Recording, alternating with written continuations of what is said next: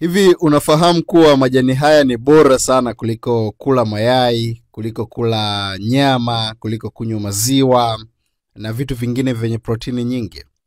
Ikiwa hufahamu, basi leo napenda ufahamu kuwa majani haya ni bora. Kama we haupendi kabisa kula nyama, haupendi kabisa kunywa maziwa, umeamua kuwa vegetarian na unatamani kupata kitu ambacho kitakupa protini nyingi ya kutosha kwenye mwili wako, basi switchi na uanze kutumia majani haya ya kisamvu. Nafikiri wengi tunafahamu kisamvu, tumekuwa tukila, lakini hatufahamu kuwa chakula hiki kina protini nyingi kuliko hivyo vitu nilivyovitaja. Kwa hiyo kama hupendi kula nyama au umeshazuiwa kutokana na changamoto za kiafya, unaambiwa usile nyama, usile mayai, usinywe maziwa, basi kitu kizuri ambacho kinaweza kikakupa faida zile ambazo mnazipata kwenye nyama, maziwa na mayai ni kula hii mboga ya kisamvu. Ina protini nyingi sana.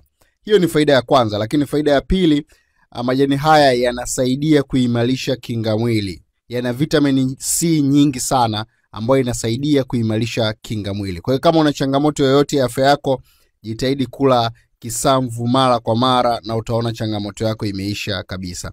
Lakini kama una changamoto ya upungufu wa damu, wengine mnazoea kuita anemia, majani haya yana vitamini, yana madini ya chuma nyingi sana ambayo inasaidia kuondoa hiyo changamoto.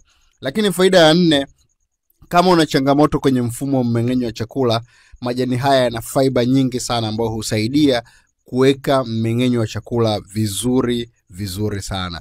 Lakini faida ya tano, kama una maumivu ya ndani, sawa maumivu ya ndani, unasumbuliwa na vidonda, unasumbuliwa na msongo wa mawazo, basi majani haya ni the best sana na yatakufanya uwe na afya njema na kukurejeshea mwili wako ule unaotaka. Kwa hiyo jitahidi kula hii mboga mara kwa mara na hakika utaona changamoto yako inayokusumbua imekwisha kabisa.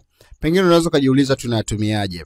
Hakikisha unaipika hii mboga vizuri, angalau dakika 20 hadi 30. Kwa nini? Nafikiri wote mnajua kuwa ukivunja haya majani huwa yanatoa utomvu fulani. Ule utomvu ni sumu. Kwa ukipika ikiwa haijaiva vizuri, inaweza kukuletea madhara. Kwa jitahidi kuipika iive vizuri. Sasa angalau dakika 20 hadi nusu saa, na hakikisha umeiponda vizuri. Sasa ili inavyopikika ule utomvu usibakie kwenye baadhi ya majani pale. Baada ya kuwa umefanya hivyo vizuri, basi kula tu kadri uwezavyo. Hakika kwa uwezo wa Mungu utaona changamoto hizo nilizozisema zimekuwa resolved kabisa kwa kutumia majani haya. Naitwa Tabibu Rashidi kutoka Top 10 Herbs Clinic. Nakupenda sana, karibu sana hapa.